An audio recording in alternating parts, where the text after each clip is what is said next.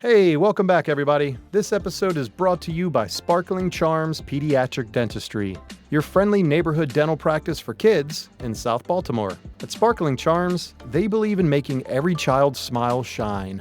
From routine checkups to gentle dental care, try saying that fast, gentle dental care, their experienced team is dedicated to providing top-notch dental services in a fun and welcoming environment. So book your child's appointment today and let them experience the magic of a sparkling smile. You can find them at sparklingcharmsdentistry.com, located in the Southside Marketplace, right by the Giant on Ford Avenue. Let's dive into today's episode. In this episode, guest host Jennifer Walker sits down with Eleanor Graves, the visionary founder of Refuge Design Workshop here in Baltimore.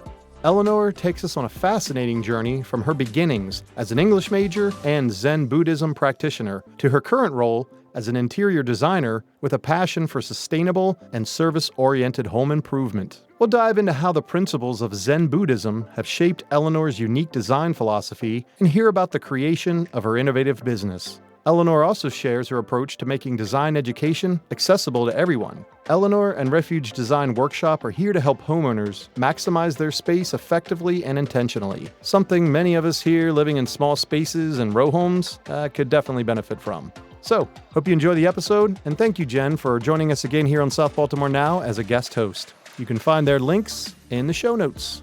Thanks for tuning in. Welcome to Eleanor Graves from Refuge Design Workshop here in Baltimore. It's so nice to have you here today. It's so nice to be here. Thanks so much. Yeah, I'd love to hear more about what you do, just right from the beginning. Can you talk a little bit about your career background and, of course, about your current work, but then the road you took to get there? I'd be happy to. I'm an interior designer, and my business is Refuge Design Workshop. I did not come to this early in my life. It's been an emergent thing later in my life. I started out actually as an English major, and I was in literature. I'm a creative writer, and I was tracking towards academia. But I graduated from undergrad. I got a job selling ad space because I wasn't really ready to do anything else. And that was like an eye-opening experience about the nature of making money, the nature of meeting other people, and how to engage in the world. And to be honest, it was a little overwhelming. And then I learned how to meditate. I got introduced into Zen Buddhism, which was a kind of like massive left turn from where I thought I was going to go. But there was something about the practice, the really structured approach of Zen Buddhism that spoke to me and gave me what I needed as a creative person in the world. And so I did that for 5 years. I lived in a monastery, which is a very scheduled lifestyle. I liken it to being in the military, but with slightly different outcomes and slightly different goals. But I decided I wanted to immerse myself as deeply as I could into that. And then when I left, my orientation to the world was a little different. I wanted to find a path that was more service oriented. And so I started back on the track towards literature and writing and academia, but then I made a sort of definitive break from that and got a coach and really thought about what are my skills, what are my strengths, and how can I apply that in our world in a way that would be beneficial. And that's how I got into interior design. There was even like a website that was like, what color is my parachute? Which is like a retro way of finding a career. So that's how I ended up in graduate school for interior design. And when I was there, I got a job at Amicus Green Building Center, which is in Maryland. It's in Kensington, Maryland. I learned about the world of sustainable products, things that you could bring into your home when you're doing a home improvement project that are filtered through the lens of sustainability. And I got to work with an architect while I was there. So I really got my sort of on-the-job training through that process.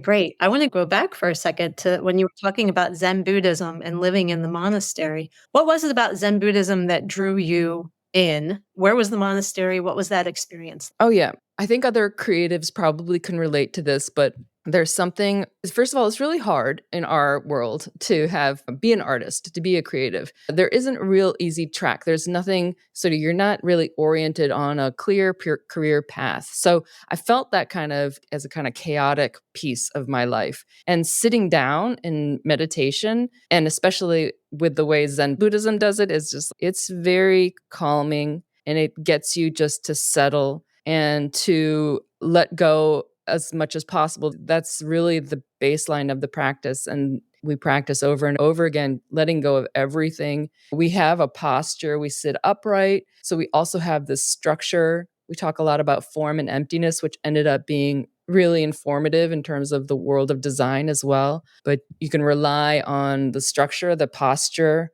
of the practice to hold you up. You can rely on the schedule of a monastery, of the Zen monastery.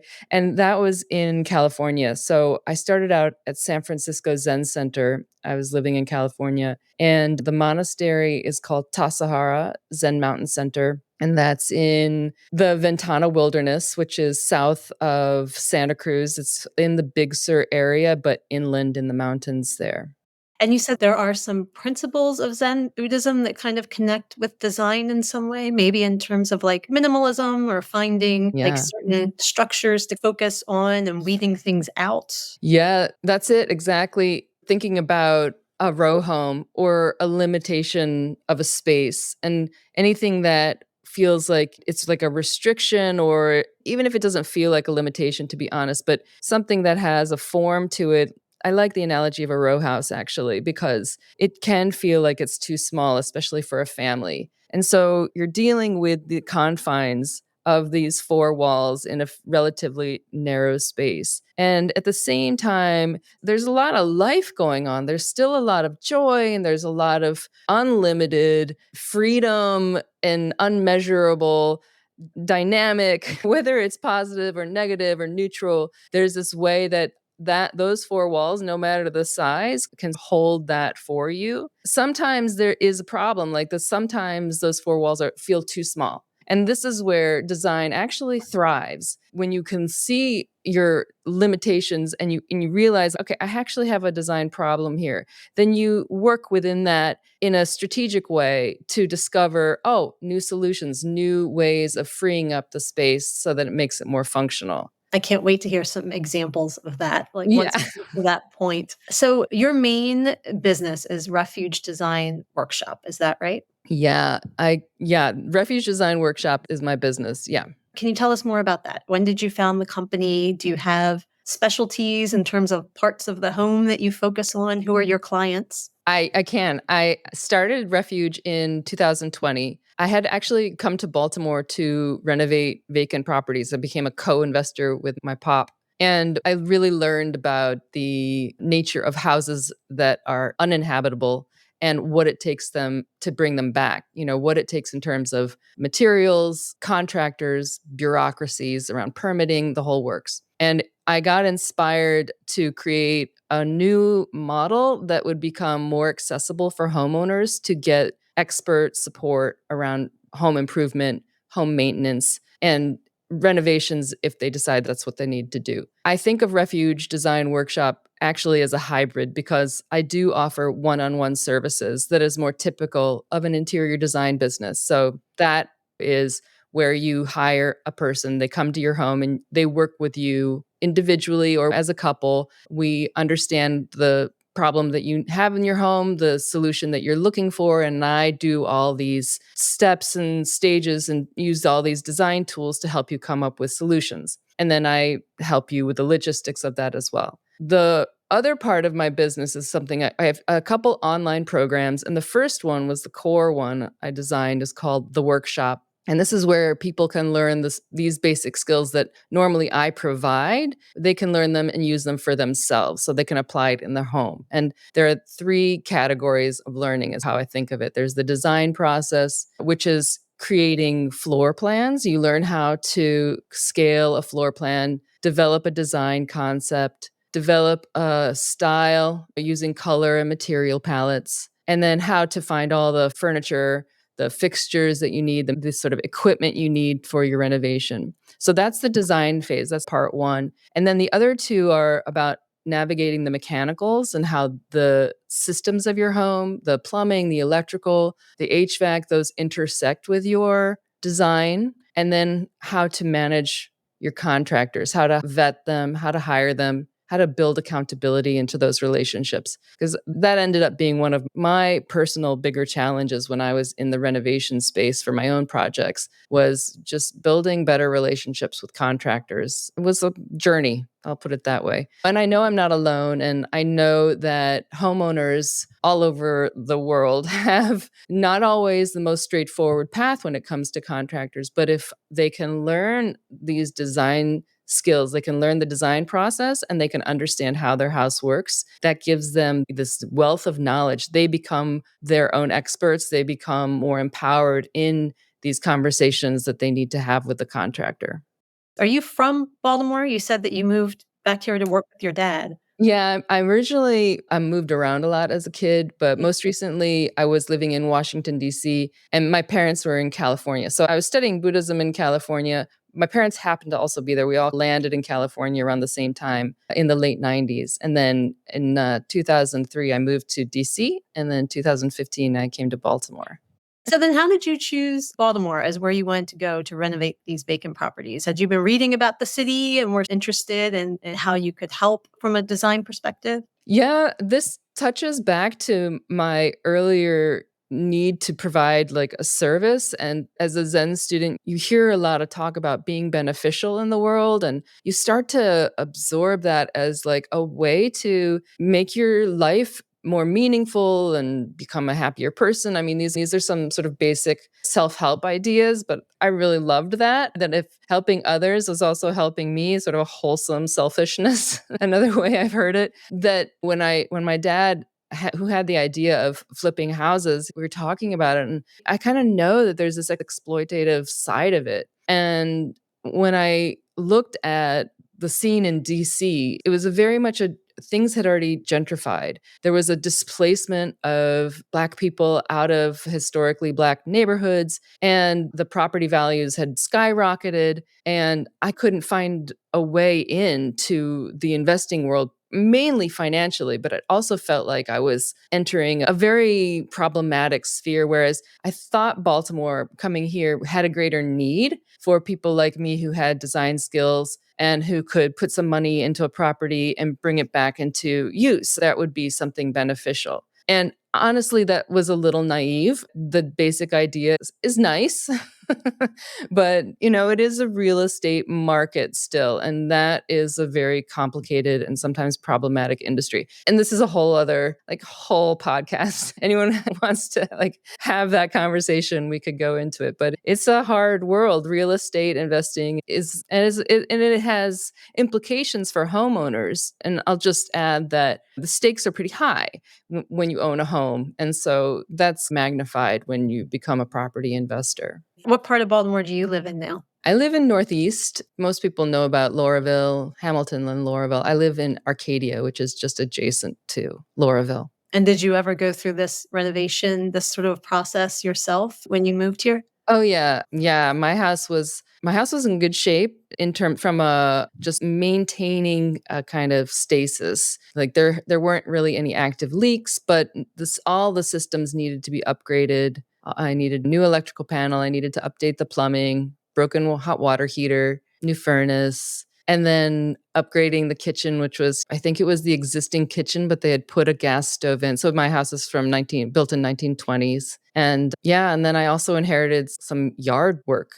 So learning how to navigate that and incorporate the help I needed with that. Yeah, the whole thing. So I want to shift into talking about right sizing with design, which I believe is your online course. And I was hoping we could just start with talking about what right sizing means. I feel like we've maybe touched on it a little bit already, but maybe we can go a little bit deeper. This is a new program I started this year, Right Sizing with Design. I'm using the term right sizing really it's downsizing, but the aim is to draw people into a more intentional approach to finding out what they need to keep as a way to decide what they want to get rid of, because that process is very loaded. And I understand that. And I think that just trying to bulldoze your way through clearing out can actually create more problems later on. So emphasizing your own particular needs and what you need for your lifestyle, for your particular household. That's my goal with right sizing with design. And my audience here was actually my mom, first of all, who is in her 80s. And my dad passed away several years ago now. This sort of precipitated a chain reaction where now it's time to simplify what it means to run a house because there isn't this partner to help her out. So we've been talking and I was like, I have this idea and let's talk about what you want and what you're going for. And to be honest, this is not actually how she wants to do it. There's also family dynamics. But then I was talking to a mentor. And so she actually helped me flesh it out a little bit more because she's a young retiree, but she really loves my ideas around these online classes and spreading the gospel of interior design to more people. And also she has a sort of sense of like how to market my product, my business. And she's like, what about working more for people who are older? What about targeting a program for seniors? And this was really helpful because I'm new to marketing, but I have to do a lot of it for my business. And so this is part of like meeting the market where it is. Whereas the workshop, this other interior design program, is like I created a new model. And it's a heavy lift to teach people about it, what it is, how it works, that they need it, that it's useful. Whereas the right sizing with design program is like people are actively looking for help right now around how do they deal with the excess of stuff? How do they make their household simpler? And how this relates to aging in place. And the more I thought about it, the more I was like, this is actually really great. I need this because I'm always also dealing with clutter and accumulation, especially clothes. And then I do like long for those days in the monastery where I lived in a room and I had a bed and I had a table and I had a cubby, and like somehow I made it work and had a really good life. So it's not realistic to try to get back to that level of minimalism, but to really take a more intentional approach and think through what do I really need for the lifestyle I'm living now. I keep coming back to that. I think that would be so useful for so many of us here in Baltimore. My place is 1,000 square feet and I live with 5 people. And so when you first got in touch, I was thinking, oh, I could definitely use this. So I can't wait to hear more about this course. Can you talk a little bit about what is covered in the course, how it's structured, how it could be useful to people who are living in these small spaces in Baltimore or anywhere? I just want to say that's a lot for 1,000 square feet because we're all humans and we all bring all this individual uniqueness and different needs, but finding something that you can work on together. So I'm actually starting to think through also like how can families do this together? Because it would be great to bring kids on board to start thinking also like how do kids learn about how a house works and how to navigate spatial relationships and to have a role in creating the space that everyone needs and they need for themselves. So right sizing with design, we start again with the design process. And so it is documenting your existing conditions and creating your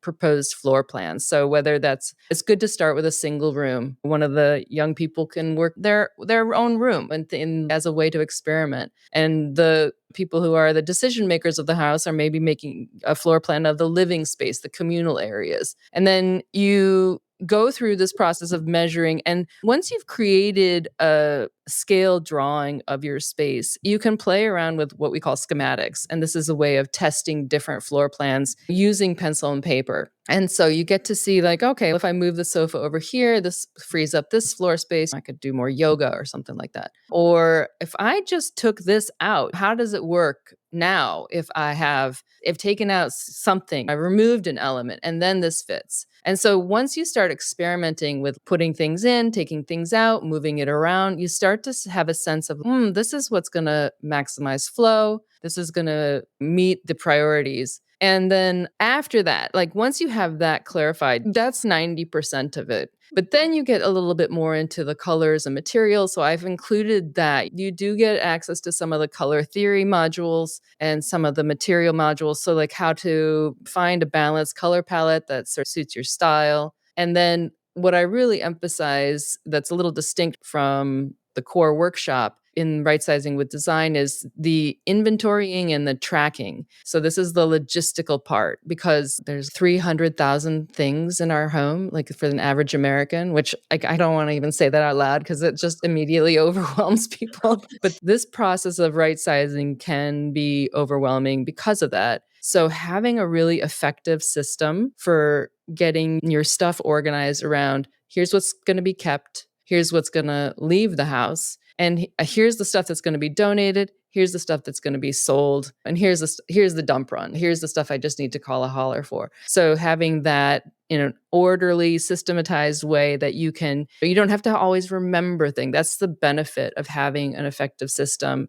like this, tracking and organizing, is that you can reference it. I like to use Google spreadsheets, keeping these online so that multiple people can access these documents and just, oh, what are we doing with the cupboard that we decided we're going to get rid of? Oh yeah, I'm going to check. Here says, oh yeah, we're donating it to this organization that benefits this group that we want to support. And that gets you little by little to your end result. But I will say it's work. It's work. It's good to have a system. Yeah, it definitely, I'm looking around at the room I'm in right now and I'm like, whoa, that does seem like a lot of work. But I like the idea of writing it down and having it in the Google Doc, and everybody in the family can look at it and everybody knows what's going on. So is the course itself, is it a video course? Is it written material that people are reading through? How does that look? Yeah, it's an online video course. So there's a series of modules. I'm forgetting off the top of my head how many videos. I think it's about 6. And there's a combination. There's like the how-to videos, so how to measure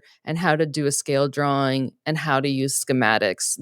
I show you how, and you can do it along with me in the video. And then there's also instructions that are given verbally in a video about how to use the tracking system and the organizing system. And then you also get the templates that I use so that those are already preloaded, and then you get access to those. And then the core workshop, I like people to be more engaged with me. And sometimes we actually form a group for the workshop. For right sizing, I have made this a little bit more independent. People can do it on their own. And then I have embedded in a variety of different modules, just a link to schedule an online meeting with me if you want. If you need extra support, there's an extra fee for that. But the cost for right sizing, which is $99, is designed to be really affordable, really accessible. And then you decide, I need an hour consultation where I talk through issues that I'm having, or I need more clarity about how to deal with XYZ, and you have the option of getting a little extra support. Yeah. So right sizing with design is its own course. People can sign up to get support from you. I might have missed this. What is the core workshop?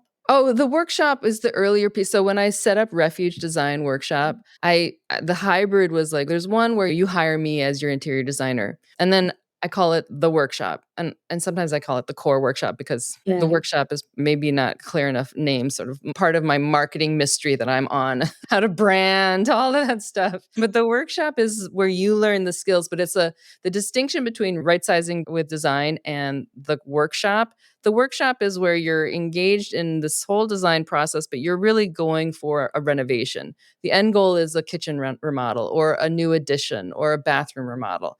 And you're working through understanding the design goals you have, but then how do the mechanicals interface and how you're going to work with a contractor. And so for that, there's more interaction. That's built into the price, is we're going to meet regularly. Sometimes we can actually form a group and there's a cohort, and that's really fun because people can share ideas with each other. That's a little different than right sizing is more individual and set your own pace, and you're doing it pretty much on your own unless you want to reach out to me and set up a call. I love how there's all kinds of different options based on financials and like what you're looking for. That's great. So I'm going to go at this from 2 directions. Can you either share a couple of success stories from right sizing with design, or maybe take us through Baltimore row home and like think of a fictitious person, how people might use this course to sort of attack a room in the house? Yeah, I have a live example, but it's still in progress. Someone who's a friend who I know who lives in Oregon, and she's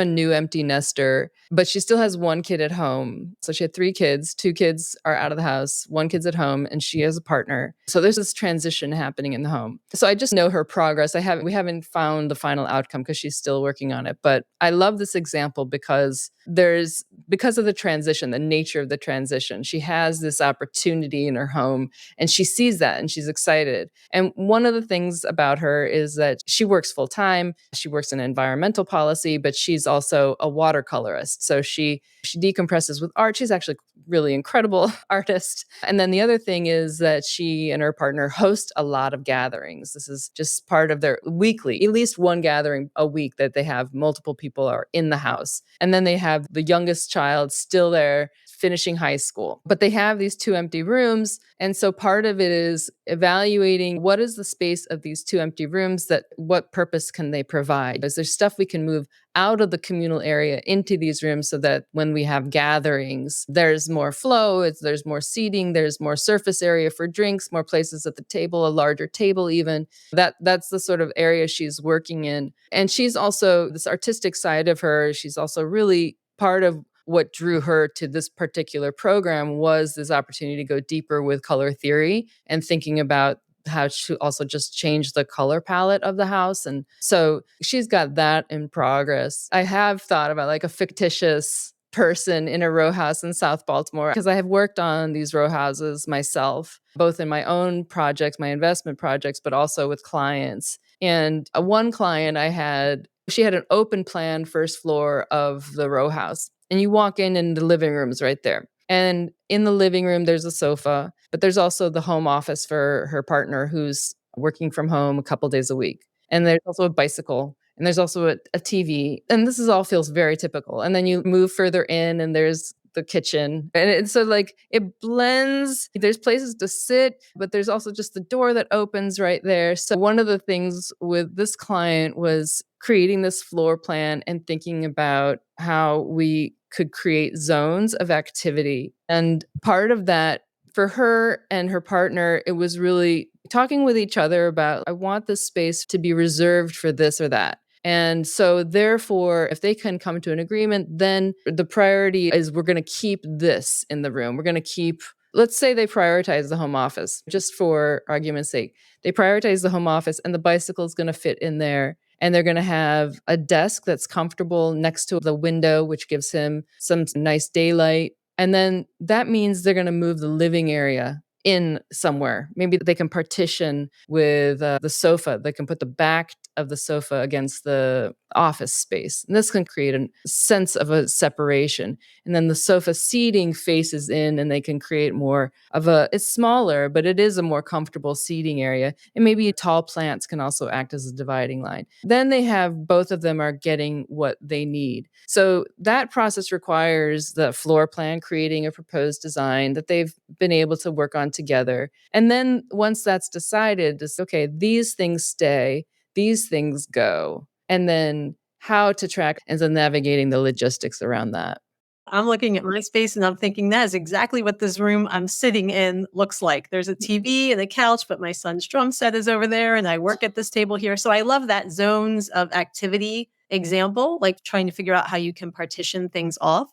I think that'll be a really useful idea for a lot of people. Yeah, I just want to touch on, like, a lot of people do come to me talking when they have these smaller spaces and we're talking about right sizing. They're like, because maybe we do just need to move. Maybe we do just need a bigger space. And my response is go through this process and evaluate it. It will emerge with your budget, with your evaluation and your reevaluation of your space. It will emerge what is the real priority. And if the real priority is a bigger space, actually, then this can help you make that decision. But that's a big decision. Yeah, I like the idea of going through all the steps. And then you can know that it's an informed decision because you've thought it through and tried to think about how your space could work for you. Yeah, It's a exactly good right. point. Yeah. So, Eleanor, I was hoping you could talk a little bit about your upcoming free webinar. Thanks so much for asking. Yeah, I do. So this part of what I do to introduce people to these new programs is host free webinars. The way you sign up is on my website, refugedesignworkshop.com. There's a link right on the homepage. And then you get a link to the Zoom. And, I have over the years become a very practical person when it comes to home and maintaining a space, but I'm learning from feedback from people that there's a lot of emotional component to it too. Home is a kind of loaded concept, and there's partly the family dynamic, but there's also societal pressures and the financial asset piece of it also is a big one. So what I am doing in this workshop is to think through, how do we want to feel in our space, and think about what is it that we are struggling with our house. So I have a guided sort of activity for us. It's called emotional mapping, and it's basically just visualizing your routines and walking through the space and evaluating just with a pen and paper, jotting some notes, and then giving yourself a little space and time to think through what you would like out of that process.